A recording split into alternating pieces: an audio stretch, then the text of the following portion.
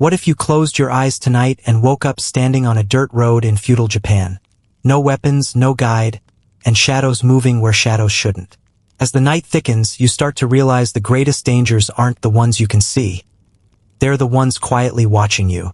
Hey guys, tonight we step into something a little darker, a little quieter, and a little more unpredictable than your usual bedtime wanderings. You're standing on the edge of a world where paper lanterns glow like floating embers in the dusk, where the scent of pine and distant wood smoke drifts through the humid air, and where one wrong step might land you in the middle of a rivalry older than your entire family tree. Feudal Japan isn't exactly the kind of place where a traveler like you blends in. And if we're being honest, you probably won't survive this unless you start paying very close attention. So, before you get comfortable, take a moment to like the video and subscribe, but only if you genuinely enjoy what I do here. And hey, before we get too deep, drop your location and local time in the comments. I love seeing where in the world you're listening from. Now, dim the lights, maybe turn on a fan for that soft background hum, and let's ease into tonight's journey together. The first thing you notice is the quiet. Not the comforting, suburbanite quiet you're used to, but the kind that presses in from every direction, heavy, expectant. You stand on a narrow dirt road, barely more than a trail carved between rice paddies turning silver under the rising moon. Water flickers at your ankles with the flutter of frogs, and every so often, a breeze slides across the fields, bending the stalks with a whisper like distant voices trying not to wake something sleeping beneath the earth. You shift your weight, and your sandal, wait, when did you start wearing sandals? Scrapes against a stone. A small joke surfaces in your mind.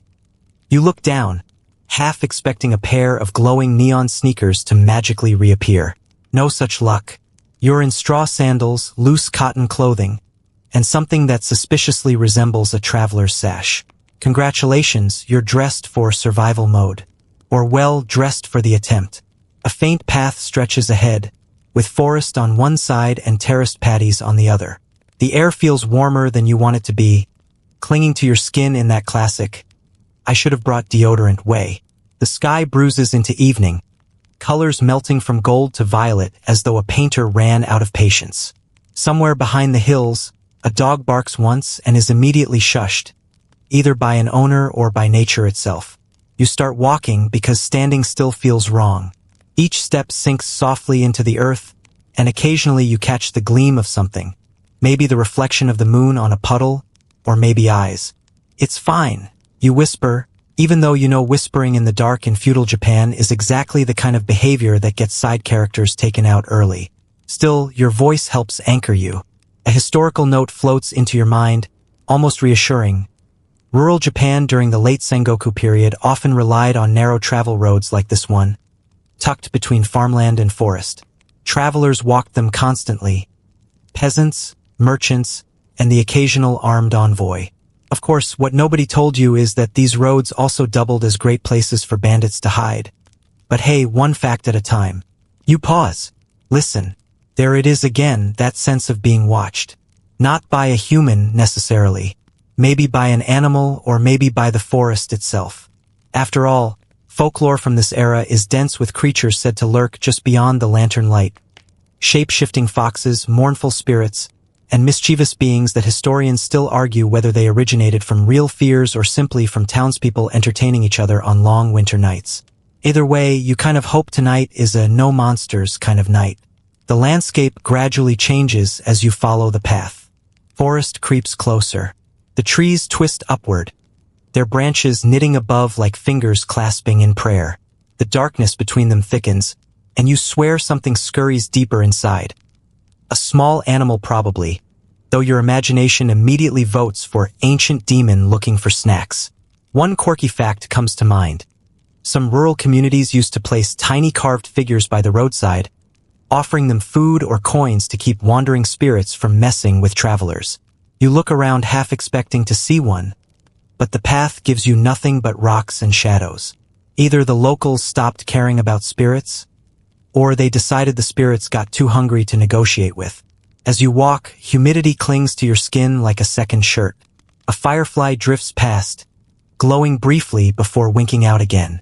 For a moment you imagine the firefly is your entire survival bar in this world. just a tiny, flickering orb that could vanish with one bad decision. You laugh under your breath at your own dramatic flair.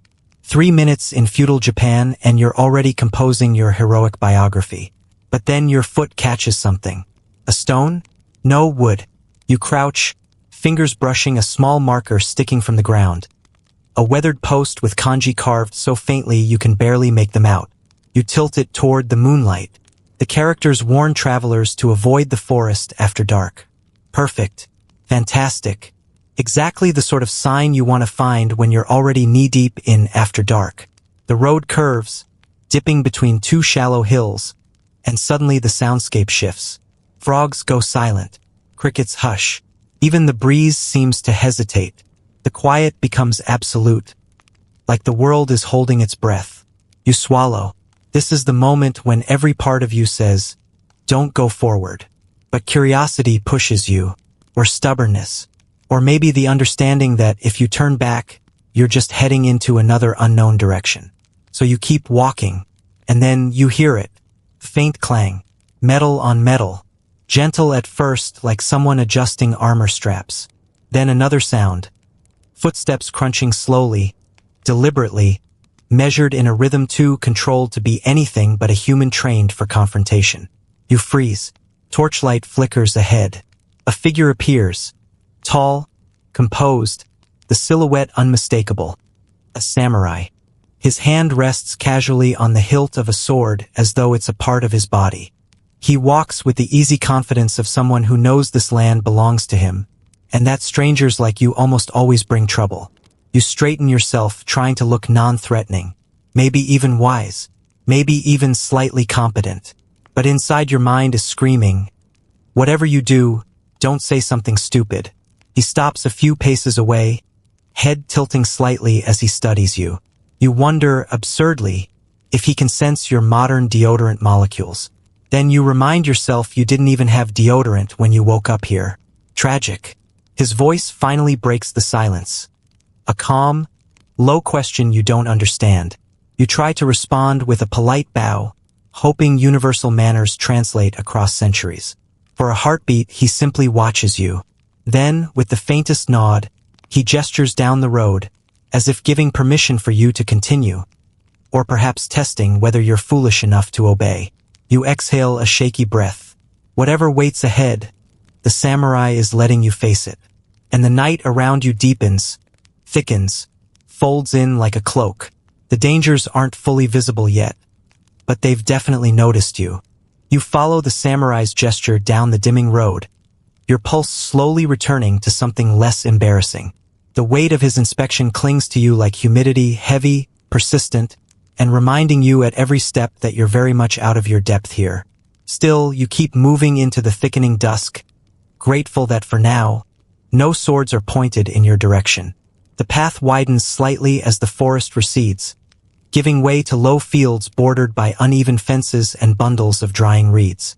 Crickets buzz in a steady rhythm, like the land humming its nightly lullaby. Up ahead, soft orange lights blink into view, lanterns hanging from wooden posts. A village, small, quiet, almost shy in the way it reveals itself through the dark. You exhale.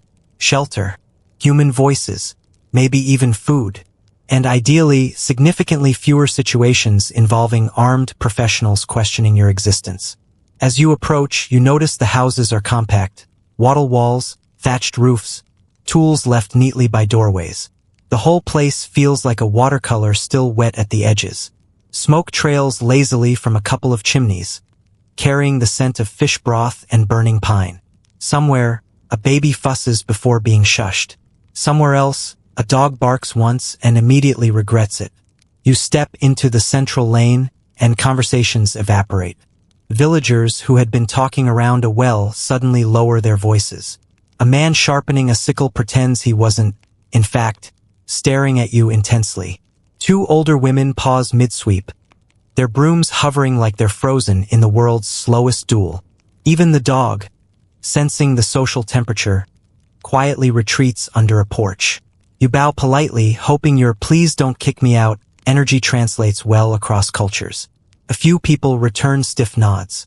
Others simply watch with guarded curiosity. Then the whispers begin. They aren't loud, not even close, but you feel them prickle across the back of your neck. Names you don't recognize. Words like bandits and up north and patrols again drift through the air. One phrase repeats so many times you start counting it. Not safe. You take a hesitant step forward, and a young man carrying a basket nearly drops it when he sees you. He rushes past with an expression that suggests you have the aura of an unexpected pop quiz. You try to smile reassuringly, but he speeds up anyway. Okay. Mood in the village. February 10th. Vibes unsettling. Hospitality questionable. A historical fact surfaces as you observe the tense postures. Rural villages in feudal Japan lived under constant uncertainty. Harvest failures, taxation, roaming bandits, rival clan skirmishes. Fear wasn't abstract. It was seasonal, predictable in its unpredictability. And villagers learned to read subtle signs the way you read weather apps. Which explains why every single person here has the expression of someone who heard thunder on a sunny day. You drift toward the well, pretending to admire the wooden bucket construction. Honestly, it's just a bucket. Two men stand nearby. They speak in low tones, but you catch enough to assemble a very incomplete and mildly terrifying picture.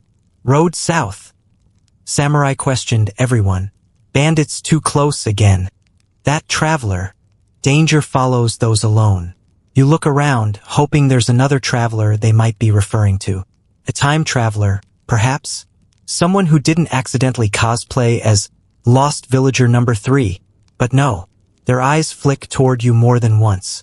You decide to give them space, by which you mean you wander awkwardly toward a wooden lantern post like a moth pretending to have errands. At the edge of the village, a small shrine stands with a stone fox statues guarding the entrance. Offerings rest at its base. Rice, coins, even a folded piece of paper weighted by a pebble. A quirky tidbit comes to mind. Rural villagers often left offerings to appease local spirits, especially when danger loomed. Spirits were treated like unpredictable neighbors. You don't necessarily understand them, but you definitely try to stay on their good side. You bow at the shrine. Why not? At this point, you'll take divine favor from anyone handing it out. As you lift your head, you notice a figure lingering behind you. A girl, maybe 12. She stares at you with a mix of caution and fascination. When you wave, she inches closer.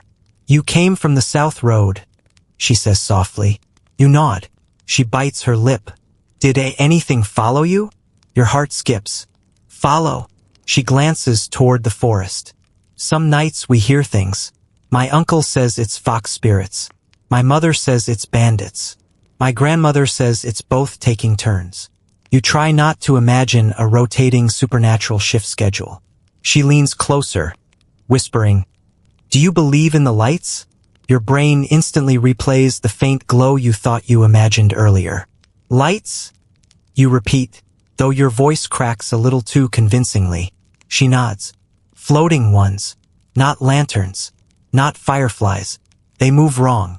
Historians still argue whether reports of floating spirit lights were early accounts of marsh gas, misidentified lanterns, or genuine folklore experiences. The girl, however, is not here to debate academic nuance. Her certainty is the kind that rests on lived experience. Before you can ask more, a sharp voice calls her name. She jumps, bows quickly, and scampers back toward a house. A woman, likely her mother, glares at you with the intensity of someone who has absolutely zero tolerance for mysterious strangers inspiring curiosity in her child. You bow and retreat strategically. You wander until you reach a modest home where warm light spills through paper windows. An older man steps outside, wiping his hands on a cloth. He observes you gently, not suspicious like the others, but assessing. You look hungry, he says simply. You nod. Your stomach nods louder. He motions for you to follow him inside. The interior is humble but welcoming. Mats arranged neatly, a small hearth crackling, the scent of miso curling through the air. A woman stirs a pot while glancing over her shoulder with curiosity rather than distrust. You sit beside the hearth as they serve you steaming broth and rice. The man introduces himself as Sadao. His wife, Hana, bows softly before returning to her cooking. You came at a tense time, Sadao says, sitting across from you. There are whispers of trouble. Move carefully. You gesture for clarification. Bandits, he explains. More than usual. And soldiers too, asking hard questions. Some say a dispute between lords is coming. He sighs. When powerful men quarrel, it is the small villages that bleed. A somber truth you've already begun to suspect. The era's politics are the weather. Storms roll in whether you're ready or not. You eat quietly, warmed by both the fire and the fleeting sense of safety. But even here, inside a stranger's home, you can feel the undercurrent. People choose their words carefully. Pauses linger too long. Everyone listens for things that might not be there. After dinner, Hana hands you a small cloth-wrapped rice ball for the road. You bow deeply. Sadao walks you outside. He leans close and whispers, "If the road takes you north, walk fast and do not travel alone." You swallow. Why? He glances toward the dark forest. Because the danger there chooses who to follow. A breeze rustles the lanterns along the lane. The village behind you murmurs like a restless sleeper. You step into the night again, carrying warnings, food, and more questions than the moon has patience for. And as you walk, you begin to understand. This world whispers its danger long before it shows its teeth. Night in feudal Japan is not a gentle darkness.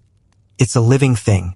By the time you edge closer to the village, the shadows feel heavier, as if they've been waiting for you to step beneath them. Lanterns sway at the outskirts, their dim amber glow forming a fragile border between safe enough and you should probably rethink your life choices. You keep your pace steady, trying to look like someone who knows where they're going. Spoiler, you absolutely do not. The path narrows, funneling you through a corridor of old wooden houses pressed close together. Their shoji doors close tight. A few windows glow faintly, but most seem shuttered in a way that sends a clear message. Townspeople inside, danger outside. You hear soft voices, just murmurs at first. Then a door slides shut the moment your footsteps approach. Nothing screams, "Welcome," like an entire neighborhood pretending you don't exist. It's then you sense him before you actually see him. A presence behind you, controlled, silent, unmistakably intentional. You resist the urge to whirl around like you're in a paranormal investigation show. Instead, you turn slowly, as though you totally expected the silhouette that now stands a few paces away. Another samurai, or perhaps the same one from the road. It's hard to tell in the wavering lamplight. His armor catches the glow in fragments, polished plates reflecting tiny shards of gold and shadow. His hand rests casually on the hilt of his katana, not threatening but not exactly relaxed either. If swords had a safety mode, his is set firmly to maybe. He studies you, and you realize this is not a bored patrolman doing routine laps. This is someone evaluating you as either a traveler or a problem. You offer a small bow, the safest nonverbal apology you can manage. He steps closer, his question low, composed, and sharp as the blade he carries. Slides into the night air. You understand none of the words except the tone, which roughly translates to, "Explain yourself or the evening gets unpleasant." You swallow, give another humble bow, and attempt a vague gesture indicating you're just passing through. It's not eloquent. You look like someone describing a fish with invisible hands. He watches this performance with the patience of a man deciding whether you are a threat or simply an idiot. Honestly, you hope for the latter. A historical fact nudges into your mind. During the Sengoku era, samurai patrolled villages not only to protect locals but to sniff out spies, rogues, or anyone who didn't fit cleanly into the social hierarchy. Congratulations. You fit into exactly 0 categories here. You're the walking embodiment of suspicious. His gaze shifts behind you toward the houses. Somewhere a dog whines, then retreats. The samurai steps even closer, and for a second you think he might reach for your clothes or belongings to inspect them. Instead, he circles you once, deliberate and slow, like a hawk studying a mouse that has somehow wandered into its territory wearing the wrong outfit. Then he stops directly in front of you. Without warning, He raises the blunt end of his scabbard and taps your chest. Not hard, but firmly enough to communicate. You do not belong here. You take a step back, hands raised slightly to show you mean no harm. He utters something short, curt. A warning, maybe, or instructions, or possibly a critique of your walking technique. You will never know. Still, the gesture that follows is clear. He points down the narrow lane leading farther into the village. Not in a welcome sense, but in a you'll walk this way, and I'll follow sense. Fantastic. Nothing like being escorted by a highly trained warrior who could probably read your pulse rate with his sword tip. As you move, the samurai keeps exactly 3 steps behind you. Close enough to intervene, far enough to stay unreadable. The sound of his armor shifts softly, plates sliding against one another with a metallic whisper that somehow feels louder than your own heartbeat. A joke slips into your mind, something about how you've essentially acquired the world's most intimidating personal trainer, but you decide not to laugh aloud. Survival instinct, still functioning. As you continue deeper into the village, you sense more eyes watching. Doors open a crack, faces peer, whispers thicken like mist. One woman hurriedly pulls her child indoors the moment you pass. A man tightens the rope on a stack of firewood, glancing sideways at the samurai behind you. Now that you observe closely, the tension in the air isn't about you. It's already been here, simmering long before you arrived. The samurai suddenly halts. You freeze too, hoping he doesn't interpret your stop as some kind of challenge. He steps around you and walks ahead, blocking the path with quiet authority. Then he asks something again, slower this time, as if inviting a more meaningful answer. You shake your head gently, trying to communicate confusion rather than defiance. His eyes narrow. He taps the hilt of his sword with one finger. Not a threat, just a reminder. A quirky detail surfaces in your mind. Some samurai used to test strangers by subtly provoking them, observing every twitch. Only criminals flinched in predictable ways. You try to remain still, composed, breathing evenly. Given your internal panic, this is probably the greatest performance of your life. The samurai watches and, unexpectedly, softens. Only slightly, like a frost-coated leaf bending under the first touch of sunlight. He turns, gestures for you to follow once more, and heads toward a small guard post beside the village well. A lantern inside flickers, illuminating a rack of spears and a set of wooden tablets probably used to track travelers. The samurai kneels briefly at the entrance, performing a ritual bow of respect to someone unseen. You mimic the gesture clumsily. He notices, and though he says nothing, you sense a shift. Not trust, but acknowledgement. He rises, retrieves a small wooden token, and presses it into your hand. Its surface is carved with characters you can't read, but the meaning feels clear. Temporary permission to remain in the village. Pass of sorts. A fragile shield in a world that doesn't hand out many. He steps back, folding his arms. His voice is quieter now, less sharp, almost contemplative. He gives one last instruction, his tone carrying an unmistakable message even without the words. Stay aware, stay respectful, stay alive. Then, without fanfare, he turns and dissolves into the shadows between buildings, as silently as he appeared. You're alone again, but now, you have the uneasy sense that protection and danger have begun to blur, and that the samurai's attention hasn't vanished.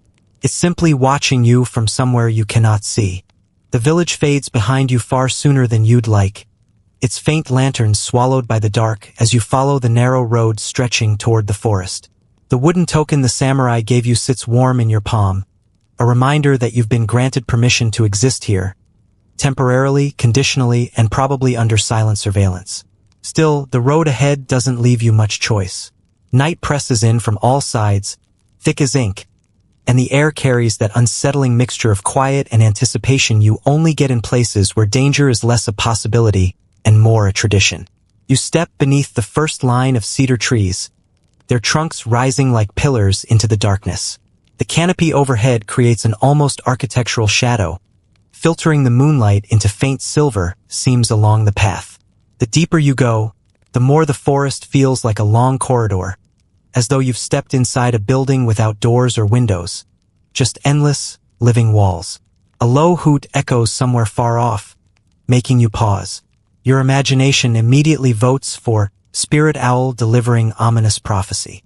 A more realistic part of you votes for regular owl doing regular owl things. Historians still argue whether people in feudal Japan genuinely believed certain animals acted as messengers of the supernatural, or whether villagers simply used those stories to keep travelers from wandering into bandit territory. Tonight, both possibilities feel equally unhelpful. You keep walking, sandals brushing against fallen needles. The air smells of resin and damp earth, and every gust of wind carries the faint clatter of branches knocking together overhead. A firefly drifts past you, blinking once, twice, and you think, great, even the insects are flashing cryptic warnings. You try to distract yourself with a quirky historical tidbit. Some villages used simple rope barriers called shimenawa to mark areas where spirits were believed to dwell. These ropes told travelers, politely, to turn back unless they wanted supernatural trouble. Unfortunately, no such rope decorates this forest path. Either the spirits here don't require labels, or the villagers have given up on protecting people from their own poor choices. As you press deeper, the path begins to curve, narrowing until it's barely wide enough for two people to walk side by side. The trees crowd closer. Moonlight thins like a dying candle. Your footsteps soften to a whisper, and your heart decides to audition for the role of loudest thing in the forest. That's when you hear it, movement. Not your footfalls. Not the wind. Something else. Something following. You freeze. The sound stops too. A classic horror movie tactic. If the forest had popcorn, this would be the moment it leans forward to watch what you do next. Slowly, you turn your head. The trees stare back with unhelpful indifference. You take another step. The sound returns, rustling, shifting. The faint crush of dry twigs beneath feet that are trying very hard not to be heard. The rhythm is wrong for an animal. Too controlled. Too intentional. Whoever is out there knows how to move quietly, and might be genuinely annoyed that you can still hear them. Your pulse spikes. A joke tries to form in your mind. Something like, wow, feudal Japan really needs to work on its visitor experience. But the humor dissolves into tension. You keep going, matching the pace of whatever shadows are tracking you. Your grip tightens on the wooden token, as though it could double as a self-defense tool. Spoiler, it cannot. Unless your attacker is deeply allergic to bureaucracy, you're pretty much toast. The road widens suddenly into a small clearing, moonlight pooling in the center like a silver plate. A perfect place for someone to ambush a traveler, which is exactly the thought that crosses your mind a split second before a figure steps out from the trees. Not a samurai, not a villager, a bandit, or at least someone who is really committed to the mysterious forest outlaw aesthetic. He wears layered, mismatched garments, cloth wrapped in ways that suggest practicality rather than fashion. His face is half covered, and his posture carries that loose tension of someone who knows weapons intimately. He stares at you. You stare right back, wondering if offering a friendly wave would shorten or extend your life expectancy. Then you hear more movement. Two figures slip from the opposite side of the clearing. Then one more from behind. A small, quiet ring forms around you. 4 bandits in total. The number feels eerily choreographed. You almost want to applaud. Your mind scrambles through what little you know about bandits in this era. Many were displaced farmers or rogue soldiers, turning to theft to survive. Others were organized groups who controlled forest roads like unofficial toll booths, with the kind of tolls you couldn't pay in currency alone. Either way, you are now the starring attraction in their evening. The leader steps forward, speaking in a low voice. You catch a few tones, questions probably, but unlike the samurai, this man's patience feels thinner. His hand rests near a short blade tucked into his sash. You raise your palm slowly, hoping you're universal. I'm harmless. Please don't stab me. Gesture transcends language barriers. The bandits watch with unreadable expressions. One laughs quietly, though not in a friendly way. Before your panic fully matures, something shifts in the forest. A sharp whistle. Not from the bandits. All 4 freeze. A shadow moves behind the trees. Fast, purposeful, controlled. Another whistle follows, then the unmistakable sound of fabric slicing air. An object thunks into a tree beside the bandit leader's head. An arrow. He jerks back. You jump half out of your sandals. The arrow quivers, still humming with the force of impact. Whoever shot it has excellent aim, and an interest in making a dramatic entrance. The bandits exchange looks, and suddenly the entire group scatters into the forest like startled birds. No confrontation, no threats. They simply vanish, leaving you alone in the clearing with your racing heartbeat and the arrow that nearly turned you into a human bulletin board. You stare into the trees. Another presence emerges, not rushing, not hiding. Calm footsteps approach, and a familiar figure steps into the moonlight. The samurai, of course. He looks at the arrow, then at you. His expression is unreadable. A perfect mix of, "I expected this," and "You attract unnecessary chaos." He retrieves the arrow, examining the fletching briefly before sliding it into his belt. Then he studies you again, arms folding with an air of restrained irritation. He says something that carries the unmistakable energy of, "I told you to be careful." You bow deeply, still shaking. 1, because gratitude. 2, because you don't particularly want to be impaled tonight. The samurai exhales, as if mentally preparing himself for the ongoing burden of your existence. Then he gestures for you to follow the road again, stepping ahead this time, your reluctant, silent protector. As you walk behind him, the forest feels slightly less hostile. Only slightly, but a new thought creeps in. If bandits lurked this close to the village, what else hides deeper in the woods? Things less predictable, less human, and far less impressed by a wooden travel token? The night seems eager to show you. The forest finally releases you like a held breath, and the path widens into gentler slopes where warm pinpricks of lantern light glow between clusters of thatched roofs. A small farming hamlet rests in the valley ahead, quiet, modest, and shaped by the rhythms of soil and season. Compared to the forest's razor-edge tension, the place feels almost soft, like a long exhale you didn't know you needed. The samurai's silhouette halts just before the first house. He turns to you briefly, an unreadable pause, then nods toward the village, as if granting permission for something larger than simply entering. Then, as predictably as a disappearing magic trick, he slips back toward the trees, leaving you alone once more. At this point, you're starting to suspect he's installed some kind of chaos proximity alert that summons him whenever you wander into trouble. You approach the closest house, where a faint warm glow spills through rice paper windows. The scent of miso soup, your stomach perks up immediately, drifts on the breeze. Before you can knock, the door slides open. A woman in plain homespun clothing stares at you with widened eyes, surprise flickering across her features like shadows across water. Her husband appears behind her, leaning on a wooden hoe, both of them clearly wondering how a stranger ended up at their doorway at night. You bow, clumsy but earnest. They exchange a look, one of those marital conversations conducted entirely through eyebrows, and after a moment the man gestures inside. You follow gratefully, slipping off your sandals and stepping into the warm, earthen-scented interior. The home is simple. A dirt floor cooking area, a low hearth with a simmering pot, bundles of dried herbs hanging overhead, and mats slowly drying near the wall. You sit where they motion, careful not to look too needy even though your soul is practically hugging the warmth radiating from the hearth. The woman ladles soup into a wooden bowl and offers it to you. You accept with both hands, respectfully, but also because your fingers have decided they're done functioning like a modern adult. The first sip sends heat down your throat, comfort pooling in your stomach like a small, grateful sun. You try not to inhale it too fast. Etiquette still exists, apparently.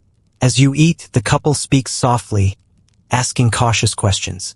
You answer with gestures, tone, and the simple honesty of someone whose day included bandits, supernatural anxiety, and a samurai who treats you like an untrained puppy.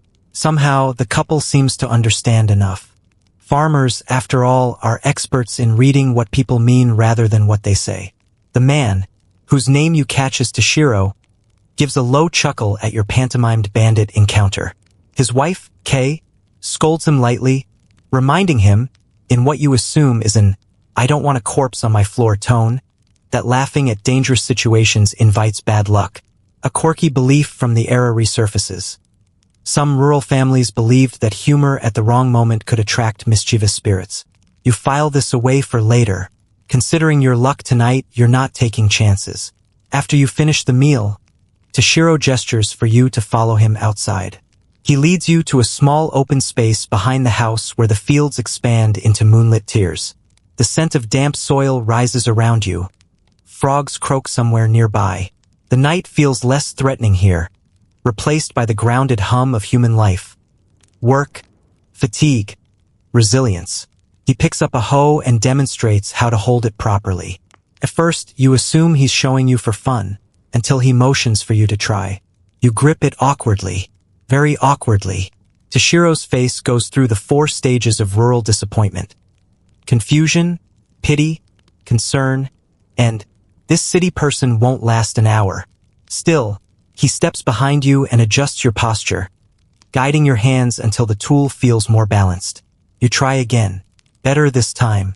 Your first attempt at turning the soil still flings dirt directly onto your own foot. But hey, progress. Toshiro laughs, good-natured this time. Kei watches from the doorway, amused and maybe a little impressed that you haven't collapsed from exhaustion yet.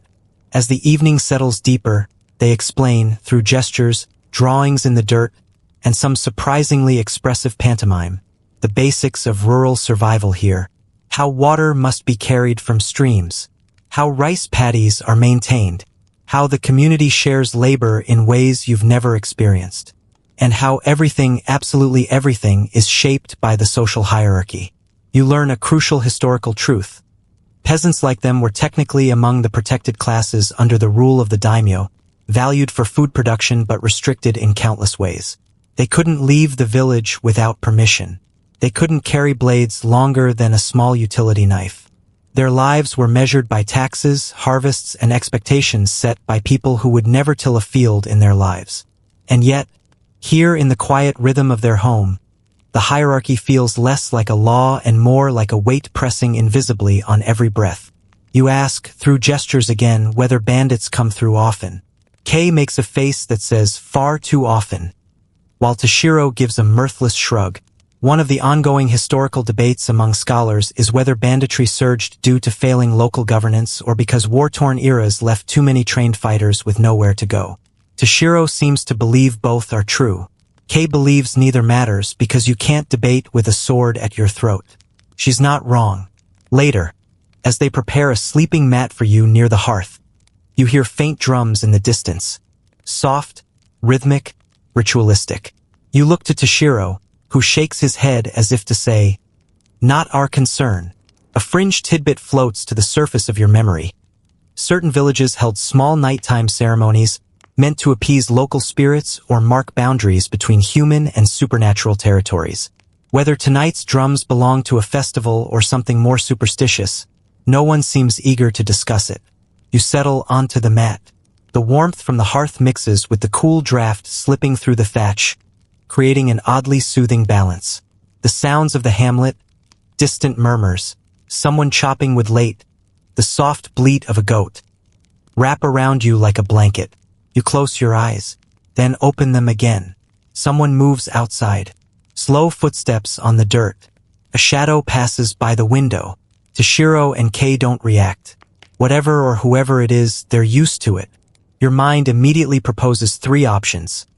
Neighbor, patrolling samurai, or forest spirit doing the midnight rounds. Given your recent track record, you're bracing for the least reassuring one. The footsteps fade. Silence returns. In this tiny hamlet, under a roof that leaks a little when the wind hits it, surrounded by people who've decided, somewhat recklessly, to trust you, you feel a strange sense of belonging. Fragile, temporary, but real. And yet, there's an unspoken understanding lingering in the air. This peaceful life is only a thin layer atop a land where danger moves like shadow and breath, ready to unravel everything at a moment's notice. You drift into sleep with one final thought. If this is the safe place, what waits beyond it?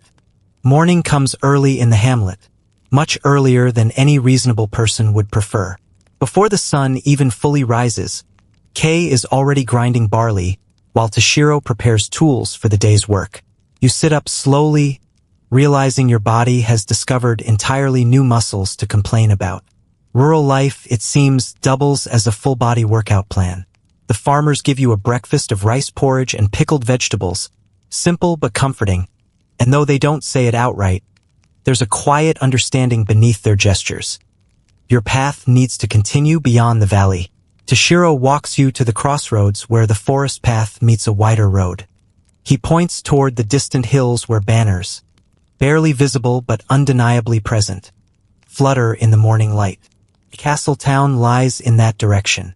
And while the idea of voluntarily approaching more authority figures doesn't thrill you, the farmers seem certain it's the safest route. Or at least the least unsafe. You bow deeply. Kay presses a small woven charm into your hand, something she claims, through expressive pantomime, will keep foolishness away. It's unclear whether the charm protects you from foolish people or from your own questionable decision-making. Either way, you accept it gratefully. The walk toward the castle town takes several hours, the road growing busier as you approach civilization. Merchants with ox-drawn carts trundle past, their goods bundled in straw. Peasants carry baskets of vegetables or firewood. At one point, a monk strides by, chanting softly while ignoring your curious glance. The landscape gradually shifts. More fields, more homes, more signs of wealth and order. But the closer you get to the towering walls of the fortress town, the more the mood changes. The air grows taut. Guards stand at the outer checkpoint, spears upright, armor gleaming in the sunlight. Their rigid posture reminds you of chess pieces, specifically the kind that take great pleasure in removing pawns. You try to walk casually, except your version of casual is somewhere between suspiciously confident and person who forgot how legs work. One guard blocks your path with the blunt end of his spear. His expression is not welcoming. He says something sharp, quick, and utterly unintelligible. You show your wooden token, the one the samurai gave you. The guards exchange a look. For a tense moment, you think they might confiscate it or worse, decide you forged it, which would be impressive, considering you can barely manage chopsticks. But after studying the token carefully, the senior guard grunts and steps aside. You bow in relief and pass through the gate. Inside, the streets burst with life. Vendors shout prices. Children chase each other between stalls. The smell of grilling fish, fresh mochi, and with smoke fills the air. Castle towns in this era were hubs of commerce, culture, and political power. You can feel it pulsing beneath your feet. An organized, controlled energy that rules every interaction. The rigid hierarchy becomes visible immediately. Samurai stride through the crowd, their presence creating small ripples of space as commoners instinctively step aside. Merchants keep their voices respectful but assertive. Craftsmen display their goods carefully, knowing quality is both their pride and their survival. Peasants move with lowered heads, aware that a single misstep could draw unwanted attention. You try to mimic the posture of everyone else, humble but not suspicious, attentive but not challenging. It's a delicate dance, and frankly, you are not a gifted dancer. But so far, no one has yelled at you or drawn a weapon, so you count it as a victory. As you wander, a quirky sight catches your eye. A shop selling protective carved amulets shaped like tiny raccoon dog spirits. According to folklore, these creatures, tanuki, were mischievous shapeshifters fond of playing harmless tricks. These amulets supposedly keep them away. The irony of buying a charm to ward off a playful shapeshifter is not lost on you. You almost buy one just to see if your farmer charm and tanuki charm will argue in your pocket. But you press on, weaving through the market. A commotion breaks out near a stall selling lacquerware. A samurai reprimands a merchant for displaying goods too close to the walkway, a violation of some local ordinance that seems obscure but very important to him. You watch as the merchant bows deeply, apologizes profusely, and offers to adjust his stall immediately. The samurai nods with crisp approval and moves on. You mutter under your breath, "Note to self, don't place things near walkways." Another mental file for survival. As you continue deeper into the town, you notice something odd. Several guards appear to be watching you. Not openly. More like subtle glances, Small turns of the head, quiet conversations where your presence is the unspoken subject. You wonder if word traveled ahead that a wandering stranger passed through the forest under unusual circumstances. Or maybe your posture screams, foreigner, spy, or person who absolutely does not belong. Historians still argue whether castle towns of this era maintained formal registries of travelers or relied more on informal gossip networks among merchants and guards. Judging by the way people gossip might be the more powerful system. Eventually, your wandering brings you toward the center of town, where a tall stone wall surrounds the inner compound. Beyond the gate rises a multi-layered keep. Wooden beams lacquered black, roof tiles gleaming, banners fluttering in disciplined symmetry. It is both beautiful and intimidating, like a tiger lounging politely before deciding whether you are a snack. You do not approach the gate. You have no business with the daimyo, and honestly, you'd like to keep your head attached to your body. Instead, you slip into a quieter street where craftsmen chip away at wood, metal, and stone. One man beckons you into his workshop after noticing your interest. He is a bowmaker, his hands steady and stained with resin. He shows you the delicate curve of a newly carved bow and allows you to touch the grain. The wood feels smooth, almost alive. He explains something passionately, no idea what, but you catch a single phrase repeated, Yumi. The Japanese longbow. A historical fact flickers to mind. Unlike many cultures, Japan's earliest warfare centered on archery long before the sword became iconic. You nod, pretending you knew that, which earns you an approving smile. As you leave, a guard stops you again. This one has sharper eyes and a sterner expression. He points to your token, then toward the forest road you arrived from. His meaning is clear. Why are you here, traveler? You bow. You gesture vaguely at the market, at your stomach, at your general desire not to die in the woods. Your mime routine is improving. The guard raises an eyebrow but relaxes a fraction. He steps aside but watches you walk away. You exhale, trying to shake off the tension. Castle towns are magnificent, but they're also traps, woven with rules you don't fully grasp. One wrong gesture, one misinterpreted movement, and authority might fall on you like a dropped anvil. As evening nears, you find a quiet spot at the edge of town where the road stretches onward toward the hills. The sky glows orange behind the rooftops. Drums sound faintly from the castle tower, signals marking the change of guard. You realize something unsettling. Even among crowds, walls, and order, you've never felt more watched. You leave the castle town at dusk, feeling the weight of its walls still pressing against your shoulders long after the gates disappear behind you. The road ahead winds between low hills and bamboo groves, where the light shifts into long, trembling shadows. It's quieter here, too quiet if you're being honest. After an entire day of being stared at by guards who looked like they hadn't smiled since birth, you half expect another unexpected samurai to materialize behind you like a disappointed parent. Instead, the only thing that materializes is exhaustion. You stop beside a narrow stream, kneeling to splash your face with cold water. The sky above drains toward violet. Crickets begin their nightly orchestra. You're about to convince yourself that tonight might be peaceful when a soft click reaches your ears. Not a twig snapping, not an animal, a deliberate click of wood. Behind you, before you can turn, something taps your ankle, then your wrist, then your other ankle. You look down. A stick, thin, quick, precise, rests against your thigh like a teacher correcting a student. You whirl around and nearly fall backward into the stream. An elderly man stands there. Except, elderly seems too simple.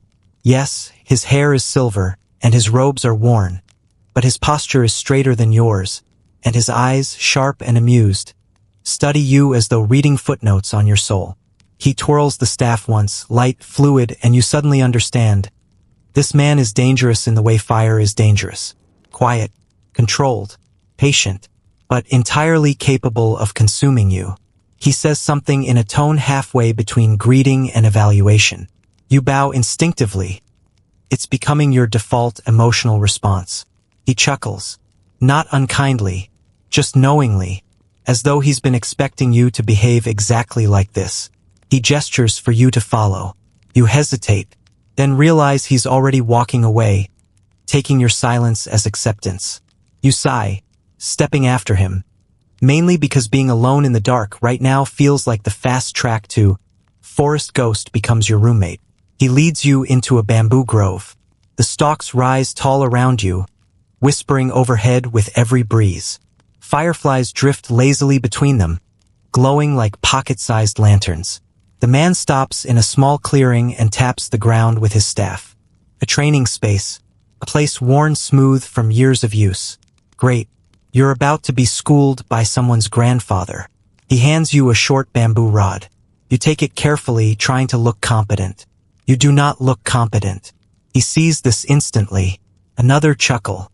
He adjusts your hands, firmly, efficiently, until your grip matches the shape his old fingers remember. Then, without warning, he strikes. Not hard, just fast.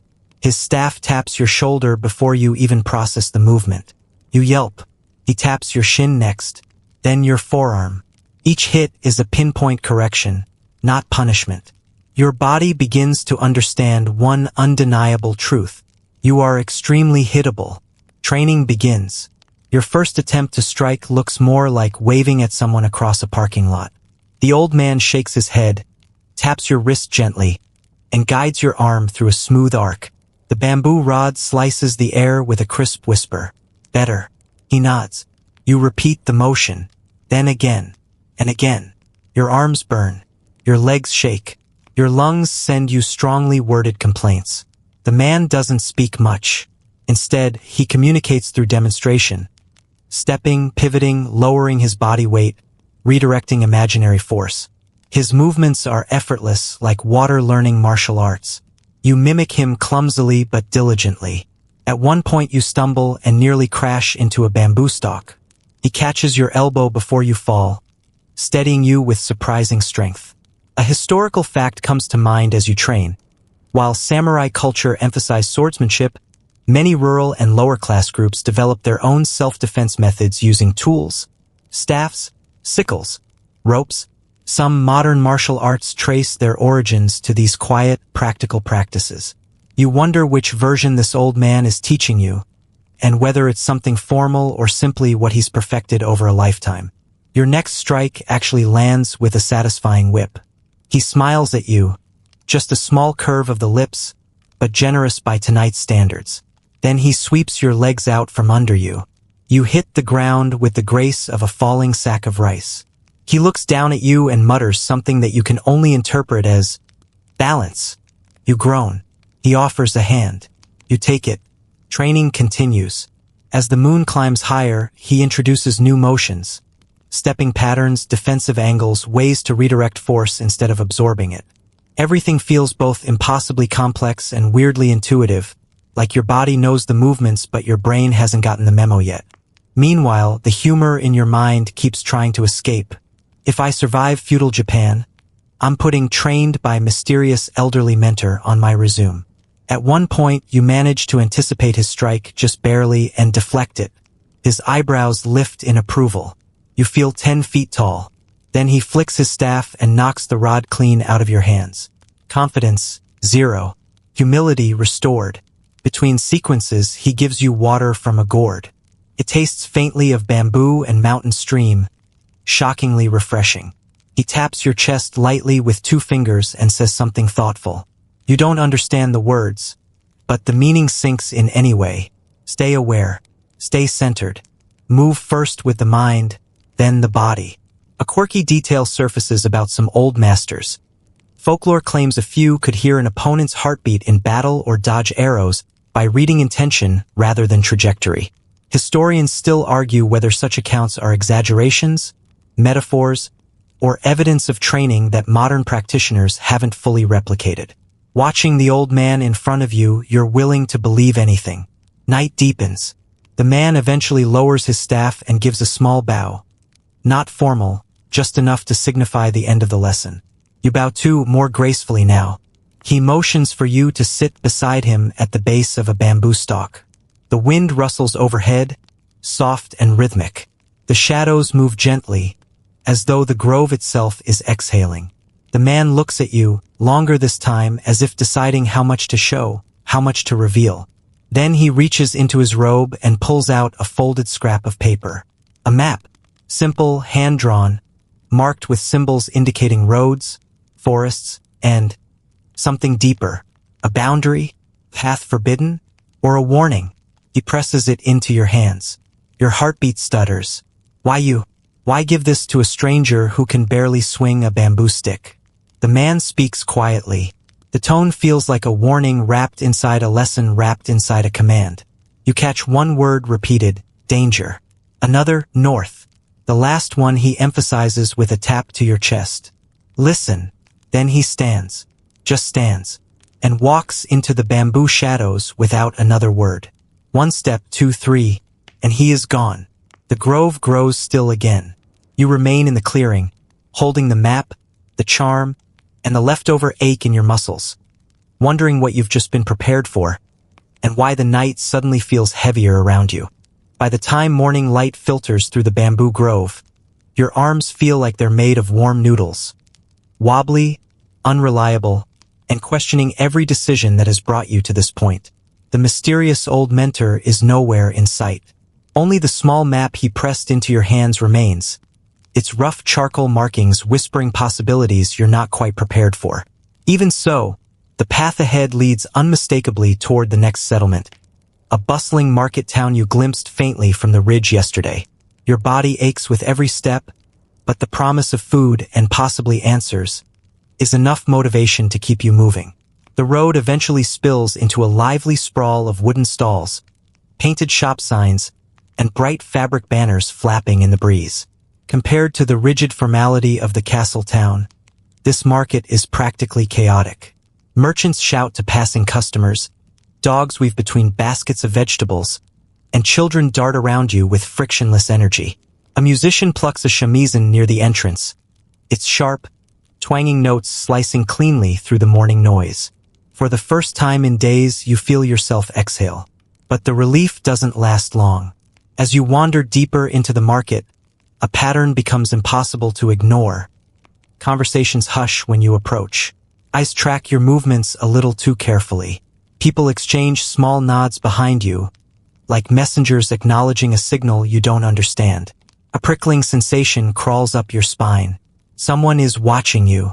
Actually, several someones.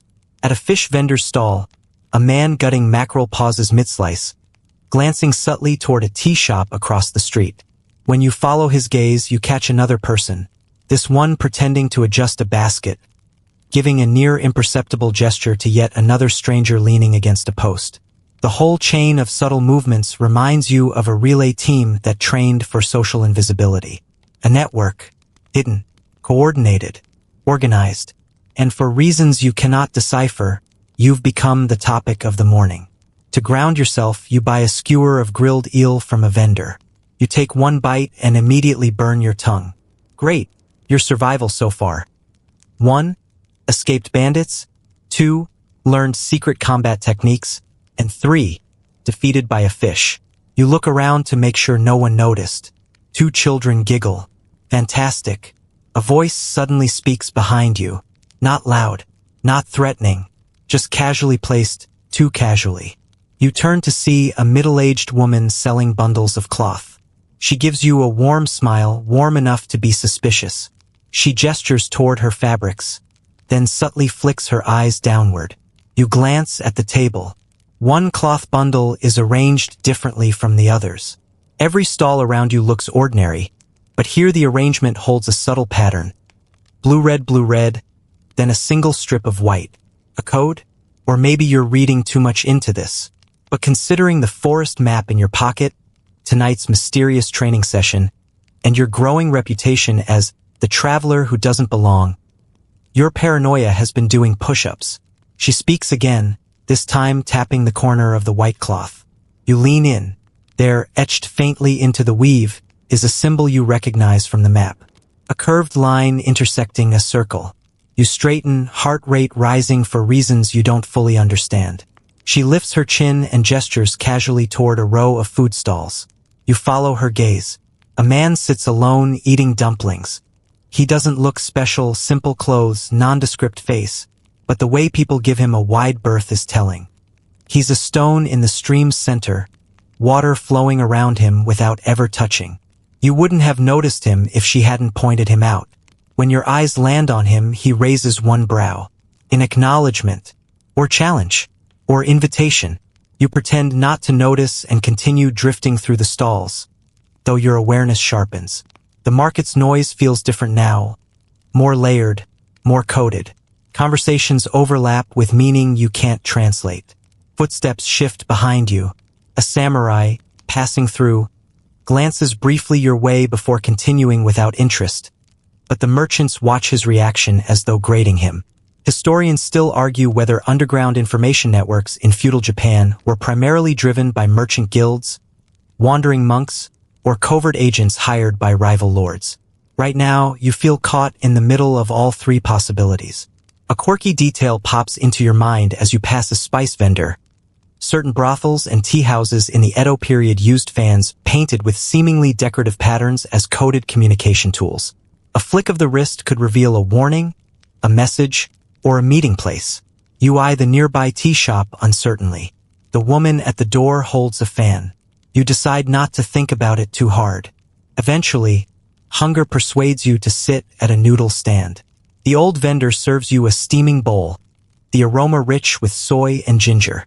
As you raise your chopsticks, he murmurs something softly, without looking up. North Road, danger follows. Not all enemies show swords.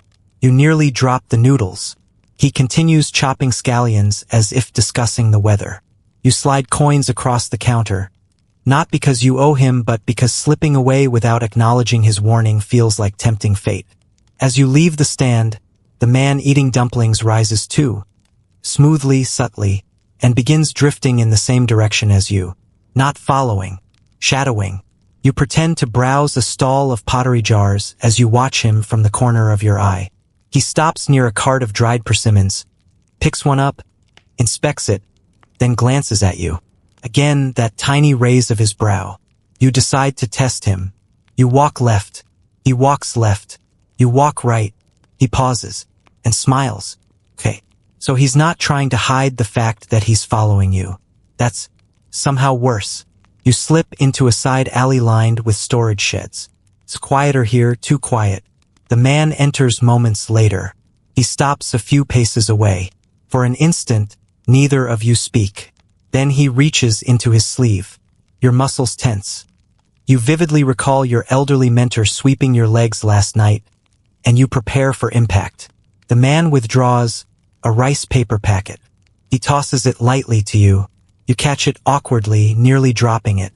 Inside is a small slip of paper with that same curved line symbol from your map and the cloth stall. Beneath it is a short phrase you cannot read. He gestures toward the message and then points north, the same direction your map emphasized. He closes his hand in a loose fist, then opens it slowly. Reveal, uncover, unmask. Then he looks at you with an unsettling calm and says a single word you do understand. Careful. Before you can ask anything, he turns the corner and disappears into the thinning crowd. You stand alone in the alley, the slip of paper fluttering slightly between your fingers. A market full of watchers. A hidden network that somehow knows your path. A message pointing north again. And a warning that seems to deepen, rather than dispel, the mystery. As you step back into the main street, the market suddenly feels different. Not open or lively or chaotic, but woven with threads pulling you toward something far larger than yourself. And you have the uneasy sense that whether you follow willingly or not, you're already part of it. The sky begins changing long before the first raindrop falls. A strange pressure gathers in the air as you leave the market town, the kind that warns farmers to bring in the laundry and tells travelers to pick up the pace. Wind sweeps across the road, carrying dust, stray leaves, and what you swear sounds like a distant growl of thunder. The slip of paper the dumpling man gave you rustles uneasily in your pocket. The map from your bamboo grove mentor feels heavier, as though absorbing the tension of the coming storm. You start walking faster, but the storm is faster still. The wind rises abruptly, snapping bamboo and bending tree branches. Clouds thicken overhead in a roiling mass of deep gray, swallowing the late afternoon light.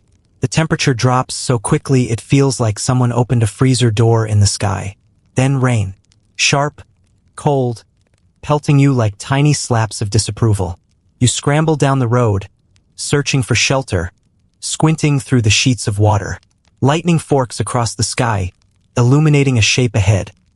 A wooden sign swaying violently over a narrow building. Tea house. Lanterns flicker in the windows, their glow winking in and out as wind batters the frame. You don't hesitate. You push through the sliding door just as thunder cracks behind you, rattling the walls. Inside, warmth envelopes you instantly. The scent of roasted tea leaves and damp straw fills the air.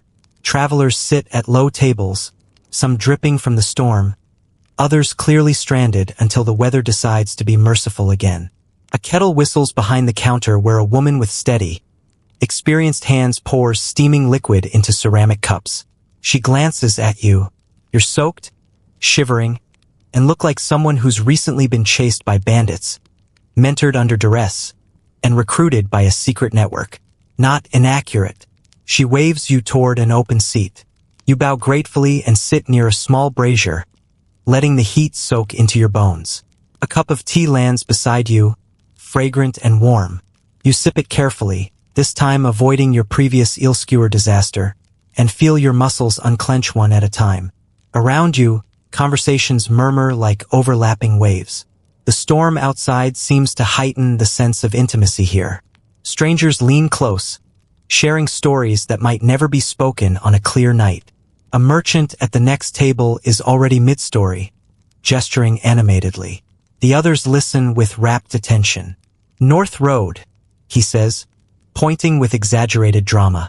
Bandits wiped out an entire convoy last week. Another traveler, wiping his sleeves dry, shakes his head. Not bandits. Something else.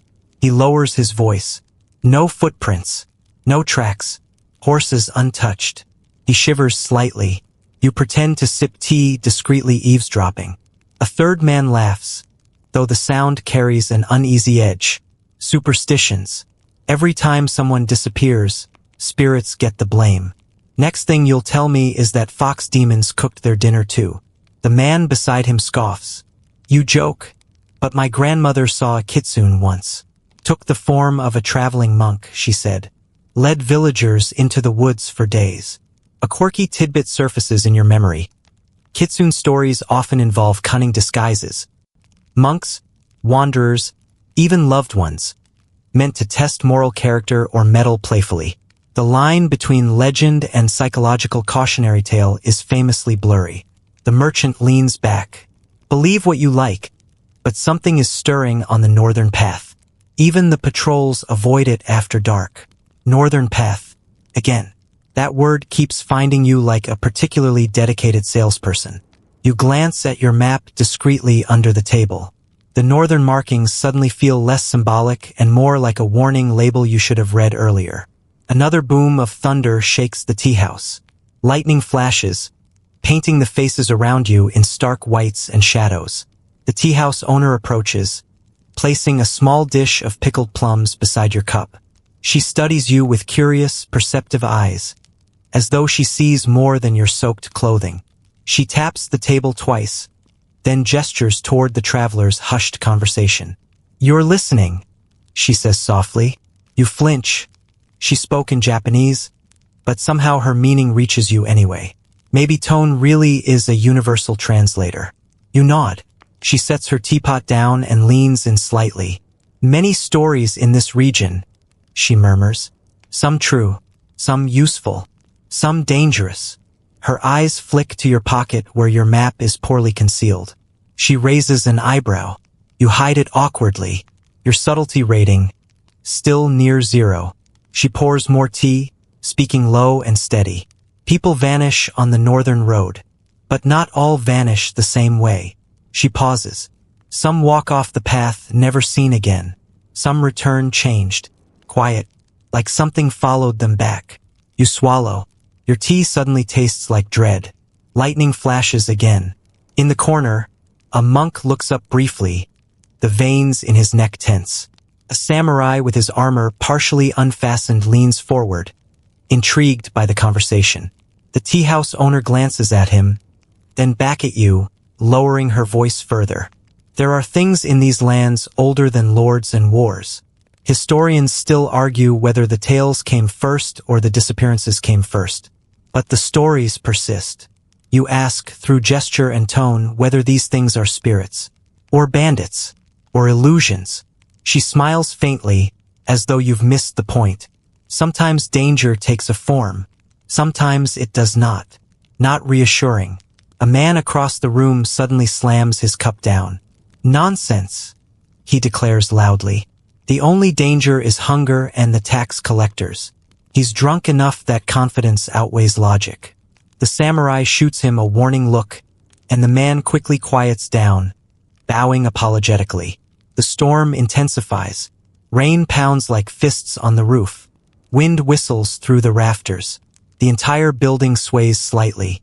Someone begins telling a new story, this one from a passing pilgrim. I walked the northern pass last season, he says, sipping slowly. Fog rolled in out of nowhere, thick as rice paste. Then I heard footsteps behind me, not echoing, following. Every time I stopped, they stopped. His voice lowers. But there was no one there. Another traveler nods in agreement. Same thing happened to my cousin. Said he heard whispers in the trees. Someone else chimes in. Whispers are nothing. You should worry about the lights. You turn toward him. Lights. He nods gravely. Small lanterns deep in the forest. Floating. Moving in patterns. My uncle said they lead you off the road if you follow them. If you ignore them, they get brighter. He shudders. Said one night he saw 5. But when he counted again, only 4 were lanterns. The 5th blinked. You rub your forehead. Between bandits, spirits, and mysterious networks, your survival checklist is starting to look like a doctoral thesis. The storm continues well into the night, sealing everyone inside the tea house like passengers on a drifting ship.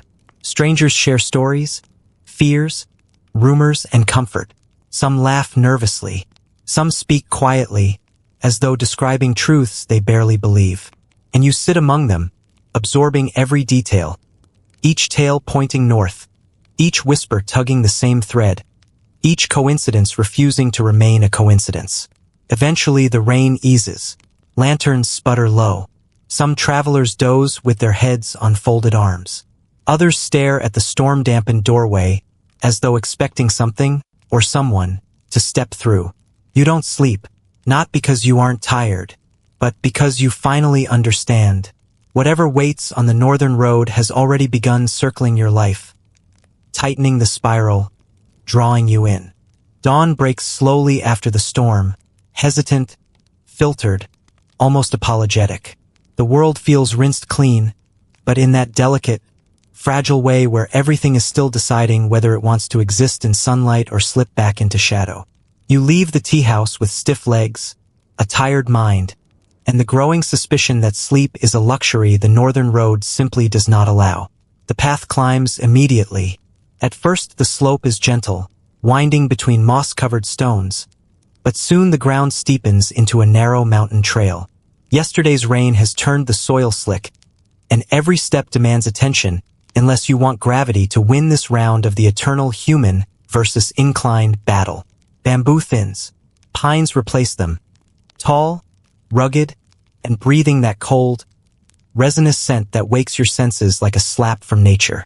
Far below, the valley is still wrapped in mist. You climb higher until the world feels suspended.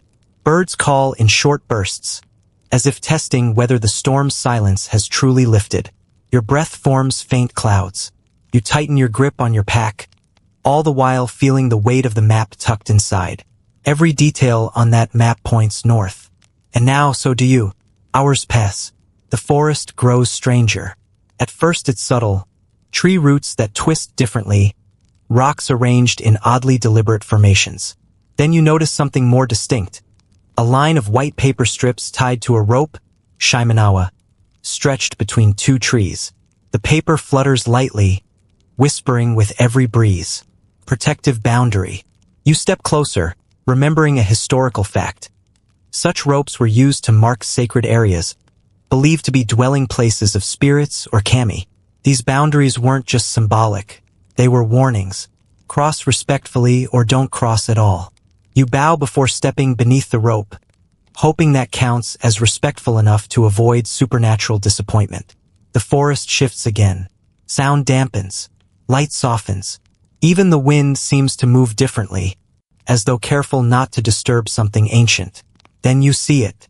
Nestled into a rocky ledge, halfway concealed by trees, stands a small Shinto shrine, its wooden frame weathered by decades of storms. A stone stairway leads up to it, worn smooth by countless feet. The shrine's roof is draped in moss, but its offering box is clean, recently tended. Someone maintains this place.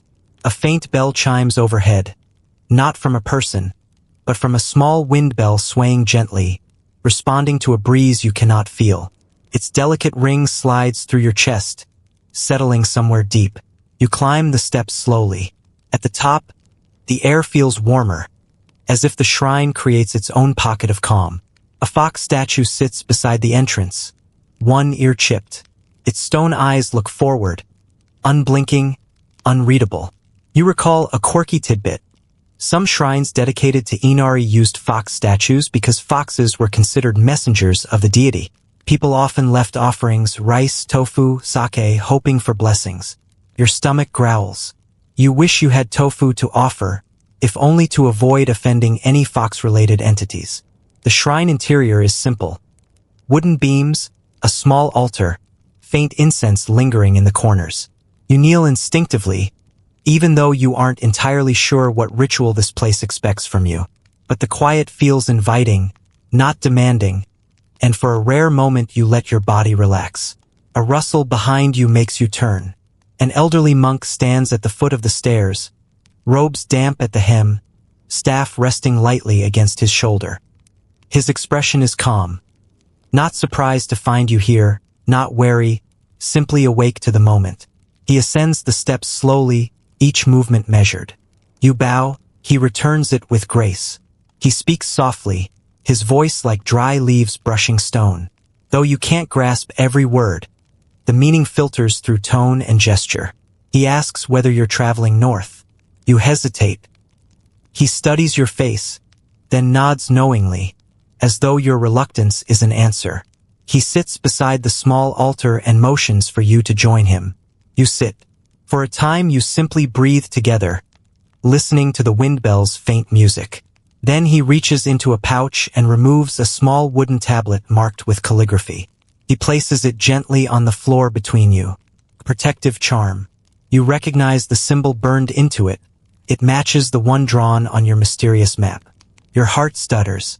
The monk watches you carefully, then begins to speak. He tells you, as best as you can interpret, that the northern mountain path has always walked close to the realm of spirits. Travelers once took this route to reach pilgrimage sites, but along the way they told stories of lights hovering above ravines, voices calling from the forest, and shadows that moved against the wind. Historians still argue whether these tales originated from genuine experiences or from the natural fear of wilderness amplified by isolation. Do you believe the stories?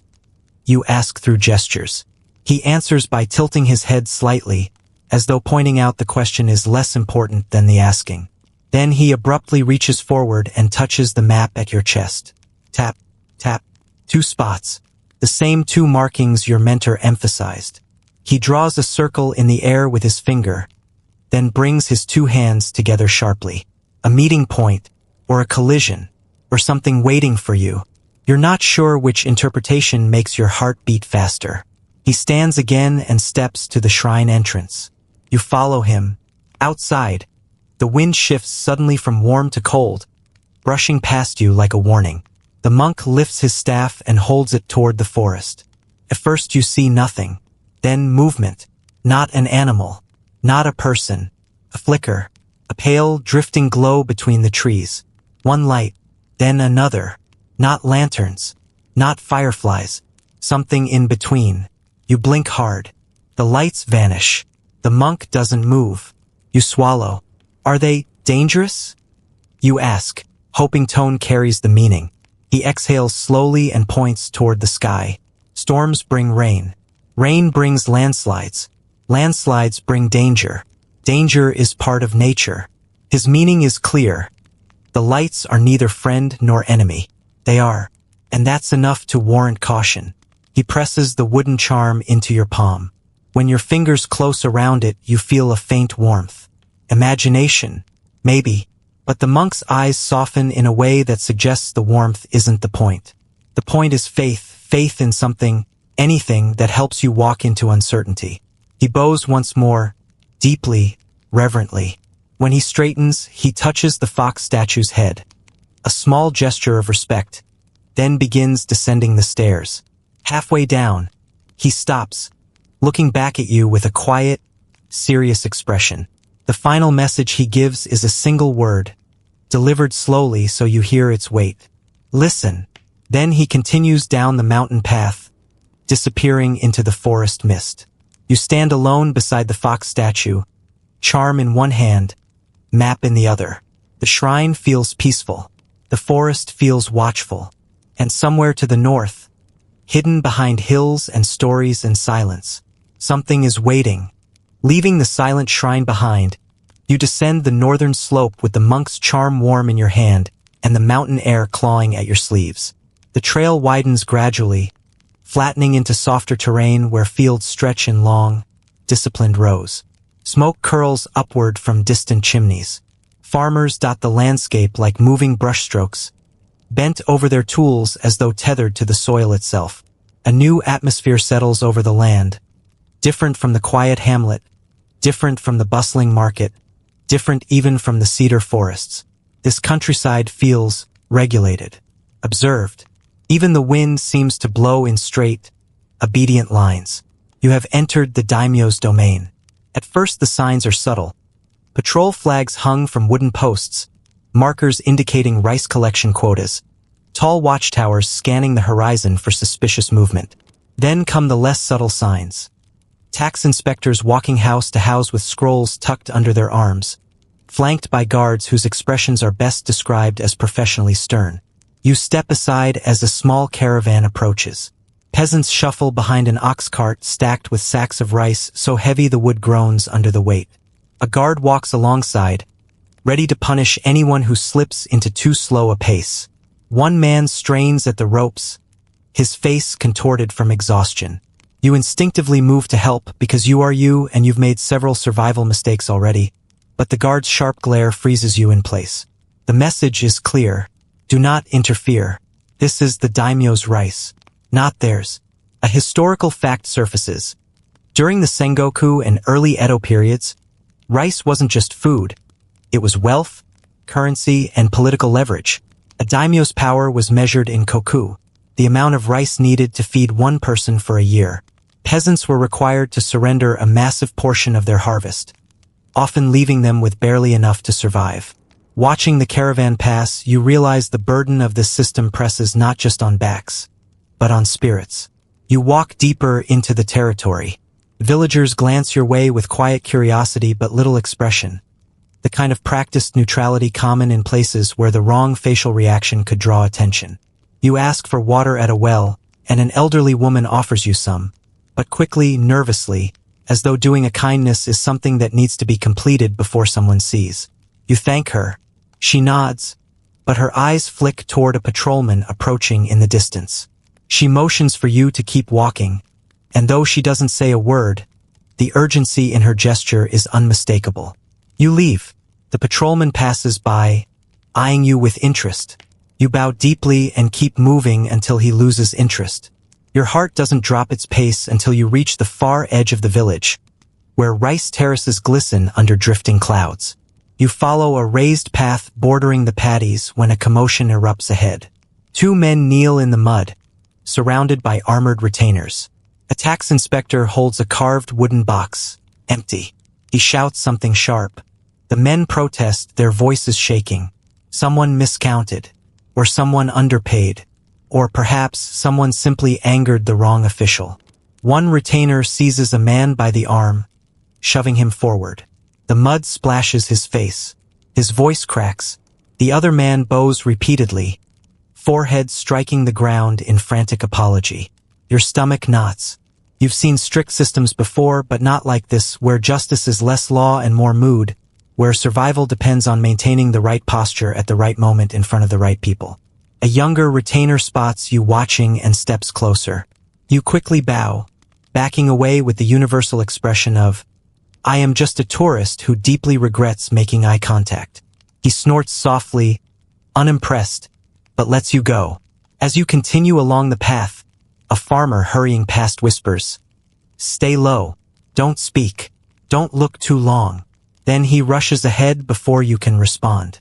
The tension here is different from the bandit's threat, different from the spiritual uncertainty of the shrine. This danger is human, structured, systematic. Predictable, but only if you know the rules, which you absolutely do not. You stop near a storage shed where several villagers are repairing baskets. They glance around nervously before one beckons you to come closer.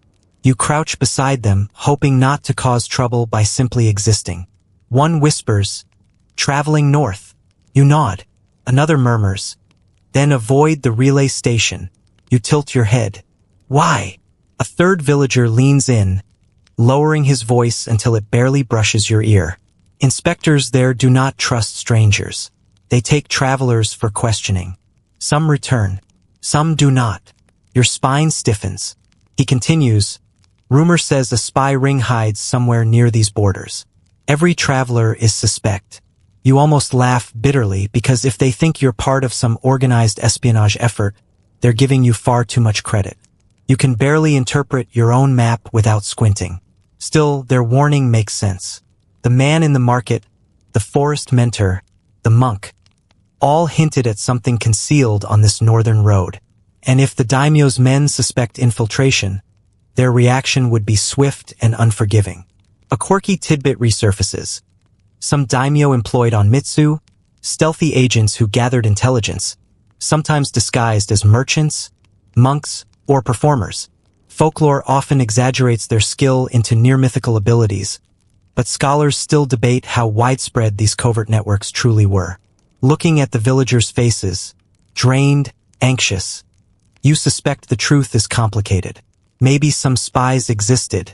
Maybe stories amplified their presence. But fear spreads faster than proof. A loud horn blares from the direction of the relay station, jolting everyone. The villagers immediately bow their heads and resume their work, pretending you were never there. You step away quickly, blending back into the road. Clouds thicken again, though not storm clouds, just heavy, dense, unmoving gray, like the sky itself feels burdened by the land's tension. You walk until the shouting fades behind you and the path winds into gently rising hills. Ahead, the terrain becomes rougher, rocky, less cultivated, fewer patrols. Freedom? Maybe, but with fewer patrols comes fewer eyes. And with fewer eyes comes the uncomfortable realization that the eyes watching you now might not be human. As you pass a crossroads, a wooden sign points straight north toward a village whose name you cannot read. Another sign, older, cracked, warns of landslides and unstable paths. You tighten your grip on the monk's charm. Your footsteps carry you forward into quieter territory. Rice fields give way to wild grasses. Patrols give way to distant silhouettes. Order gives way to uncertainty. And yet, beneath all of it, the same thread pulls you onward. North. Always north. Whatever waits there has shaped the behavior of farmers, travelers, monks, merchants, guards. All of them responding to something invisible, powerful, and growing. And now you're stepping directly into its shadow. The road north narrows until it's barely more than a scar across the land. A thin reminder that humans once insisted on traveling through a place nature clearly tried to reclaim. Grass grows tall on both sides, brushing your legs as you walk. The air shifts, colder, sharper, carrying the faint metallic scent of damp earth and distant conflict. It's not the scent of battle, exactly, but the atmosphere of a land holding its breath. You have reached the edge of contested territory. The change is subtle at first. Fewer farms, fewer signs of maintenance, fewer voices carried on the wind. Then you start seeing the markers. A bamboo post wrapped in faded cloth. A discarded helmet half buried in mud. A broken fence whose jagged planks lean like exhausted soldiers. Everything whispers a single truth. This border has not been peaceful for a long time. Historians still argue whether border tensions during certain eras were caused primarily by political disputes between daimyo or by famine-driven migrations. But out here, the reason feels almost irrelevant because whatever sparked the conflicts, the land still remembers. Your steps crunch over old gravel as you pass a wooden sign. The characters are faded, but you recognize one: danger. Another marking resembles the symbol on your map, but warped, scratched, overwritten. A warning? A threat? Promise? You keep moving before uncertainty turns into fear. The path gradually slopes downward into a valley choked with brush and twisted pines. The wind threads through branches with a low, uneasy moan. Every few minutes you slow your pace, listening, watching. The monk's final word, listen, echoes in your mind like a heartbeat. You hear it before you see it. The faint clatter of movement. Metal brushing metal. Not marching, something far more cautious. You slip behind a fallen log, crouching low. A small group of men emerges along the ridge above you, silhouettes against the gray sky. They are not samurai, no polished armor, no banners, no ceremony. Their clothing is mismatched, worn, layered for stealth rather than status. Each carries a short blade or spear. One has a bow slung across his back. They move in silence. Scouts. Or spies. Or exactly the kind of people who would mistake you for a spy. You stay motionless, barely breathing. They pass without noticing, their footsteps the only rhythm in the stillness. When they disappear into the undergrowth, you wait several more minutes before slipping back onto the path. Your heart tries to talk you out of continuing. Your legs disagree. Your curiosity, notorious troublemaker that it is, wins the argument. As you press farther north, the valley widens into a blasted stretch of earth where nothing seems to grow. The ground is uneven, pocked with old fire pits and the half-rotted remains of defensive barricades. A lonely crow circles overhead, cawing in a way that sounds suspiciously judgmental. You mutter under your breath, "Yeah, I know. I shouldn't be here. Thanks for the reminder." Another marker appears on the side of the road. This one is newer. A wooden stake hung with strips of cloth, white, red, black. You recognize the white as a common color for purification. The red could represent danger. The black, well, you don't think it means anything cheerful. A quirky tidbit crosses your mind. Some border communities used to hang bells or scraps of metal on posts to ward off wandering spirits or unlucky travelers. But this post carries no bells, no metal, no protective charm. Just the 3 strips of cloth, whispering in the wind like warnings written in color. You walk faster. An hour later, you reach the remains of a checkpoint gate.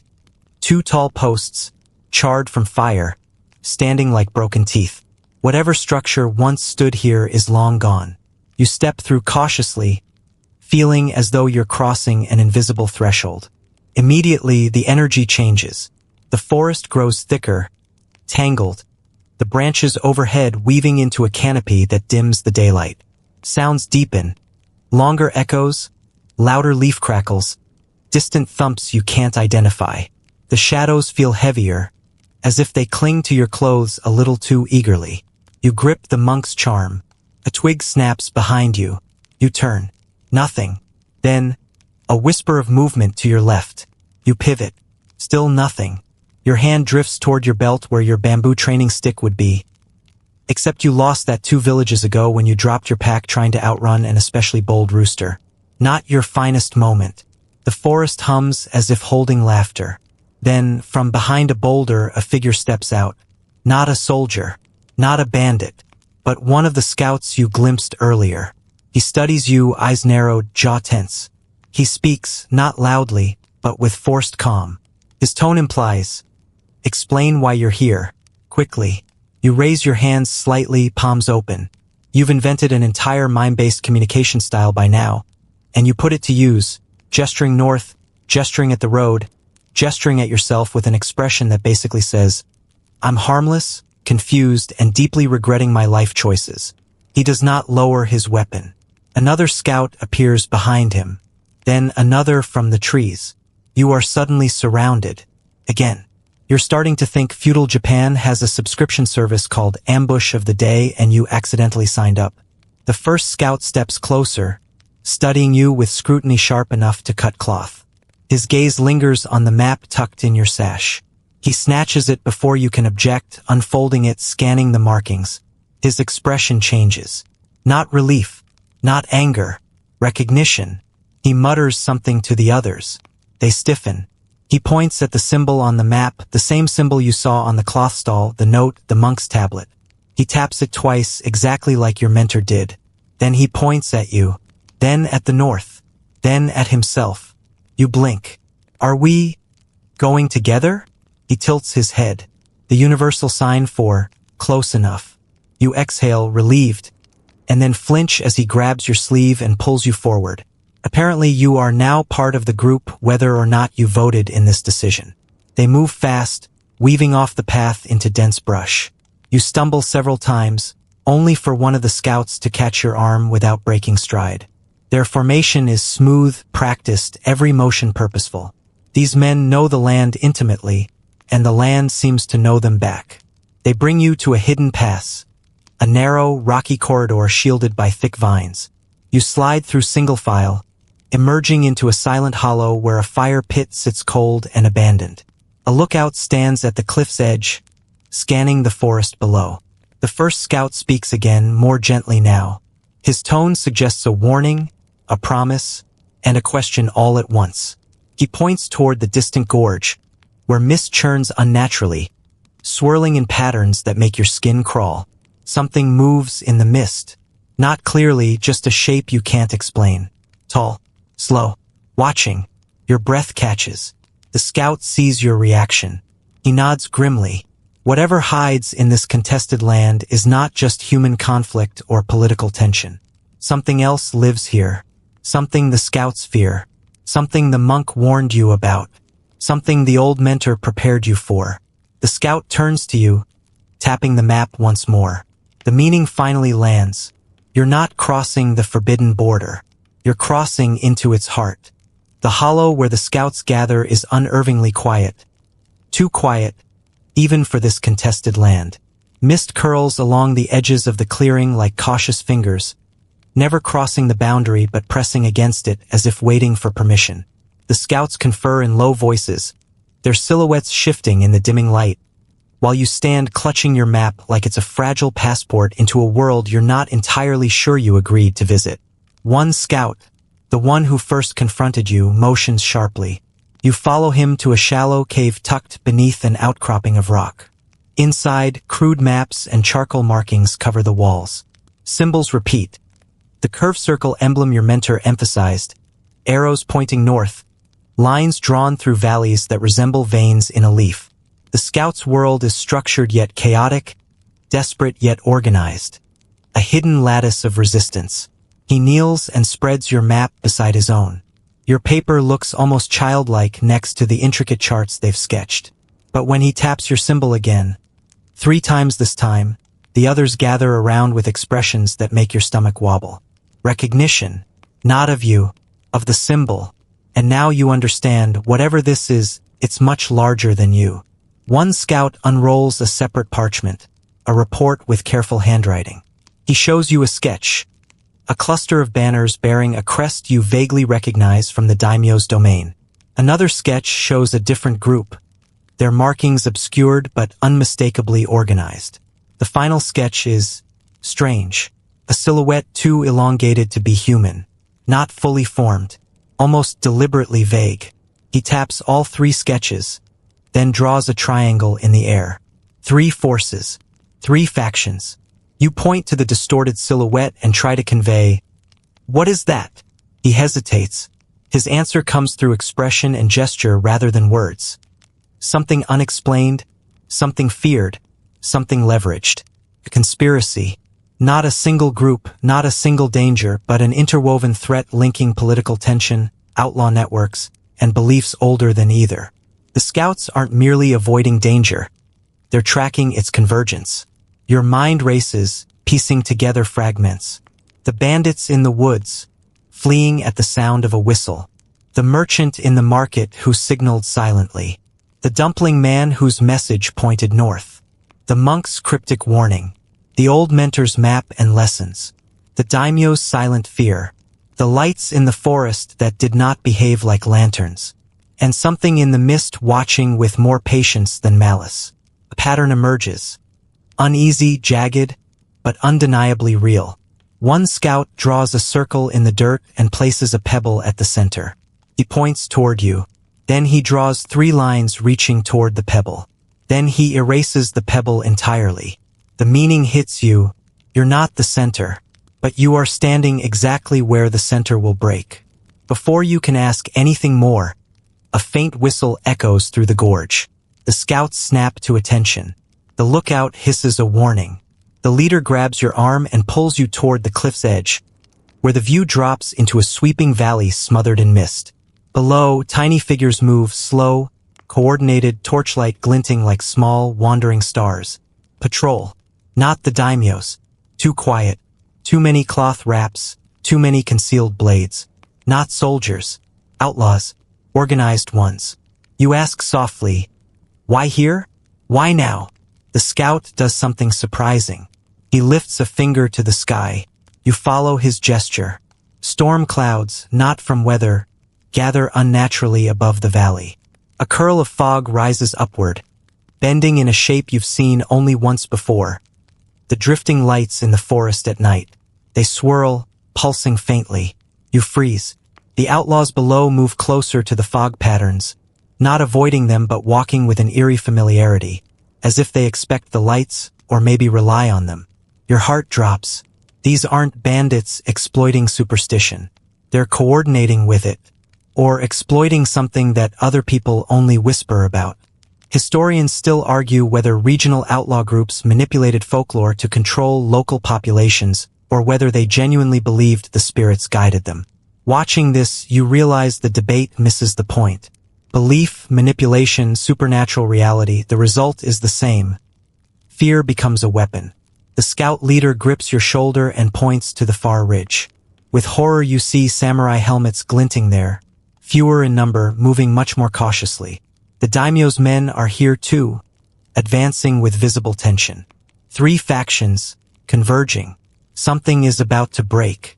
Suddenly, a rumble shakes the ground beneath your feet. Low, deep, rolling. Not thunder. The valley itself seems to groan. Pebbles scatter down the rocks. Mist churns violently. You scramble back from the edge. The scouts shout to one another, grabbing weapons, pulling supplies together. Some of them form a defensive ring around you, not because they trust you fully, but because apparently they don't want you falling into someone else's hands. You are now valuable or dangerous or both. A scout pushes a small wooden token into your palm. It bears yet another symbol, an inverted version of the curve circle motif. The meaning eludes you, but the forcefulness of the gesture makes clear. If things go wrong, use this. Your life increasingly depends on tokens whose purposes you barely understand. At this point, you might qualify as a collector. The rumbling deepens. The mist spills over the ridge like a living creature. The valley darkens unnaturally fast. One outlaw torch winks out, then another, then all of them. The samurai torches sputter, some flaring too bright, others dimming into embers. The scouts stiffen, weapons drawn. You can't see what's moving in the fog. Only that something is. Heavier than a person. Larger than an animal. But not quite solid. The scout leader grabs your arm and whispers a command. Sharp. Urgent. He points deeper into the mountains, away from the approaching factions. Away from confrontation. Away from answers. Away from danger. But something in your chest resists. You gesture toward the valley, toward the convergence, toward the strange entity in the mist. If I go, you try to convey, won't this keep spreading? He shakes his head fiercely. Then he does something unexpected. He bows to you, not formally, not deeply, just enough to say, You matter in what comes next. But not here. Not yet. Before you can react, he shoves you toward a narrow escape path just as shouts erupt below. Clashing steel, panicked cries, something roaring through the mist like a voice out of a nightmare. Your feet pound the trail. Branches whip your shoulders. The mist chases you up the incline like an unseen tide. You do not know whether the scouts survive. You do not know whether the samurai survive. You do not know what the outlaws were summoning or resisting or feeding. You only know the convergence has begun. And whatever plot has been woven across villages, markets, forests, shrines, and borders, you have just stepped into its unraveling. You don't remember the exact moment you stopped running, only the moment you realized the forest around you had grown still again. Your breath burns, your legs tremble, and the ghost of the valley's roar lingers in your bones like an aftershock. The scouts' shapes vanished behind the curtain of mist. Now you stand alone among towering pines, the world reduced to your heartbeat and the faint whisper of wind threading through needles overhead. Night slides in earlier than it should. Clouds drift low, heavy with cold. The fading light turns the forest into a silhouette painting, dark trunks, jagged branches, slow-moving shadows that may or may not belong to living things. You brace a hand on a moss-covered rock, forcing your pulse to steady. Then you smell it. Smoke. Not the wild, crackling kind of a forest fire. Controlled. Localized. A campfire or torchlight. Too deliberate to ignore. You step carefully toward the glow flickering between the trees, each footfall placed with the caution drilled into you by your bamboo grove mentor. The closer you get, the louder the sound becomes. Low murmuring, the shuffle of boots, the clink of metal. You crouch behind a fallen cedar trunk and peer through the branches. Clearing, a fire, and figures several moving around it. Some wear the layered wraps of outlaws. Others carry the armor plates of samurai stripped of heraldry. A few have no affiliation at all, wanderers, mercenaries, silhouettes shaped by desperation. Their mismatched presence sends a chill through your spine. These are not enemies fighting each other. They are meeting. You watch in disbelief as a man in half armor tosses a bag of rice toward an outlaw leader. The outlaw catches it with a knowing smirk. Payment? Bribery? Collusion? The possibilities churn unpleasantly in your stomach. A historical fact surfaces. During unstable eras, alliances between bandits and local officials weren't unheard of. Some daimyo quietly paid outlaw groups to disrupt rivals' borders or to control roads unofficially while maintaining plausible deniability. Historians still argue whether such arrangements were strategic necessities or moral failings disguised as politics. But seeing it happen in front of you, here now, makes the debate feel painfully real. You shift your weight, and the forest betrays you. A twig snaps beneath your boot. The entire clearing freezes. Dozens of eyes, suspicious, violent, calculating, turn toward the sound. You hold your breath. For a heartbeat, silence rules the clearing. Then a man barks an order, and torches flare to life as several figures sprint toward your position. You bolt from behind the log, tearing through the underbrush, lungs screaming for mercy. Shadows pursue you, fast and relentless, their footsteps thudding like drumbeats on packed earth. Branches whip your face. Roots threaten to trip you. You hear someone shout, "Stop him!" And another voice, cold, calm, adds, "Alive.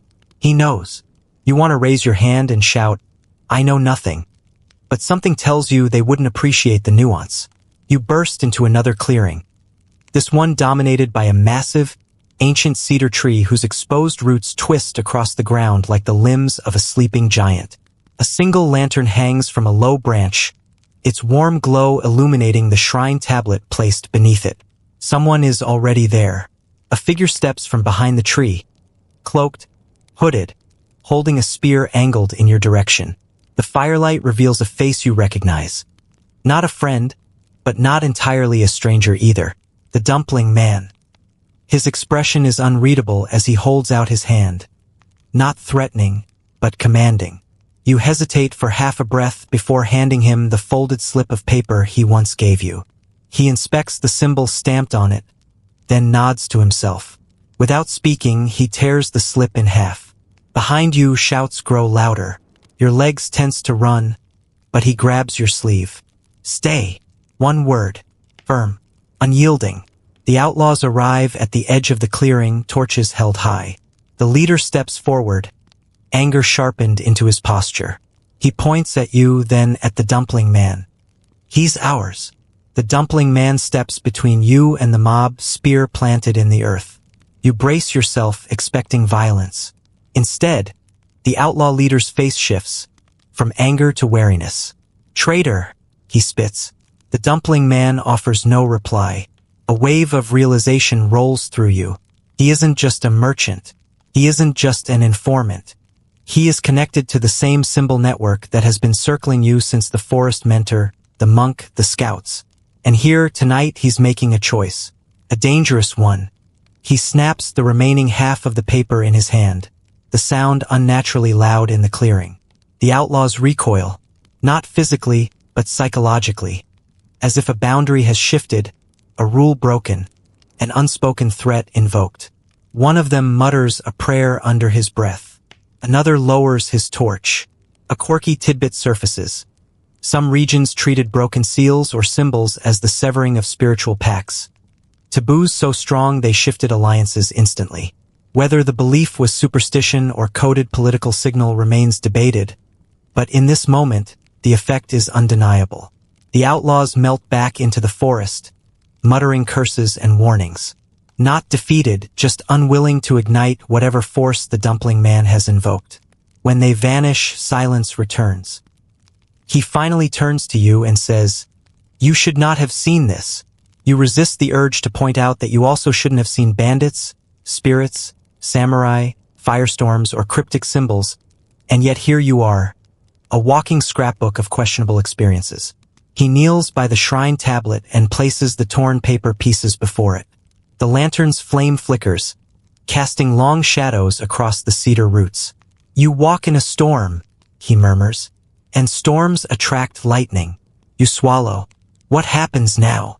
He stands slowly, shoulders heavy. Now dawn comes, and with it, choices. You look toward the horizon, barely visible through the trees, where the first faint line of blue hints at morning. The dumpling man gestures toward a narrow path that curves away from the cedar shrine. Go there.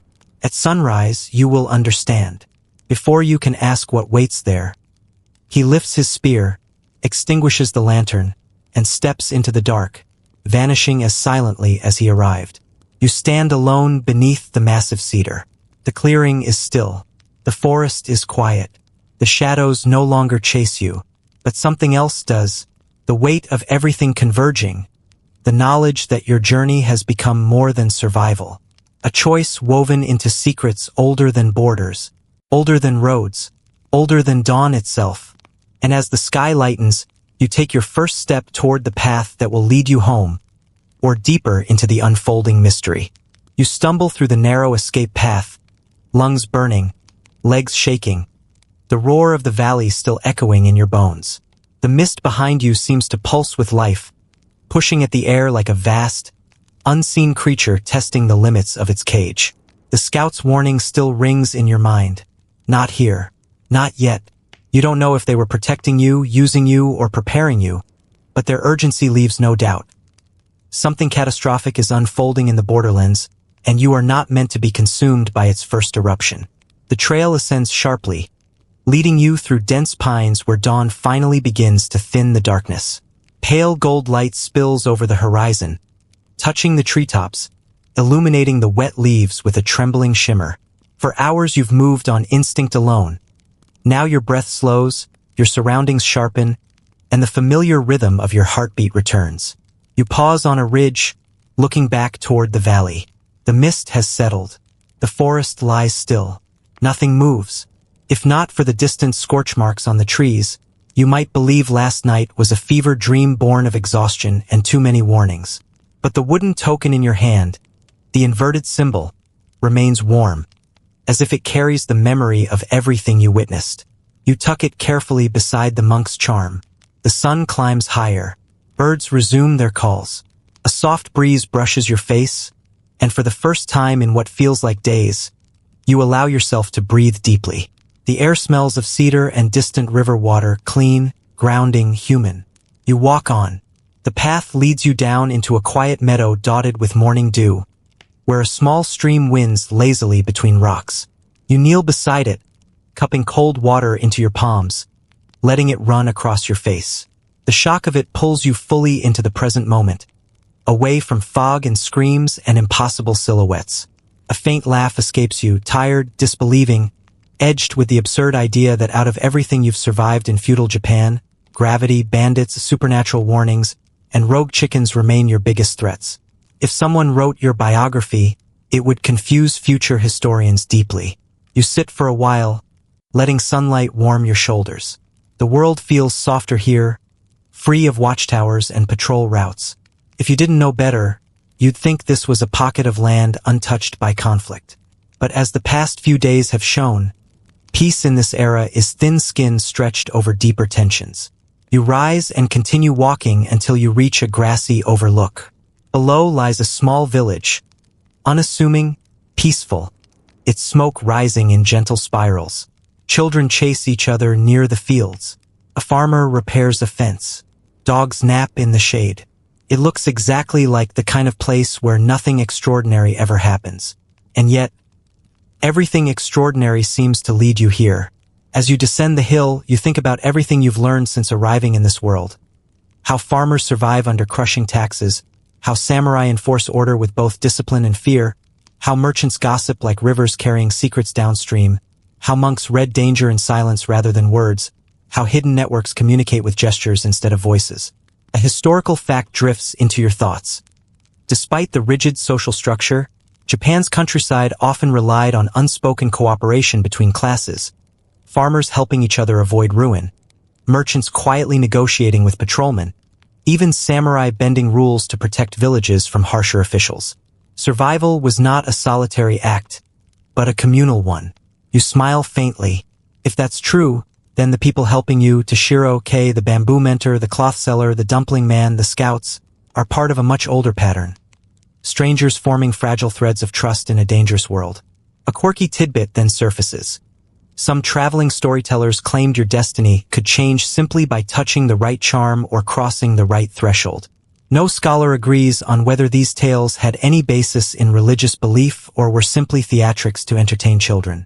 But holding the monk's charm now, you wonder if there's something quietly guiding you, nudging you through one peril to reach another truth. As you enter the village, the people greet you cautiously but kindly. A woman offers you rice cakes. An older man adjusts your robe with the fussiness of someone who refuses to let visitors look disheveled.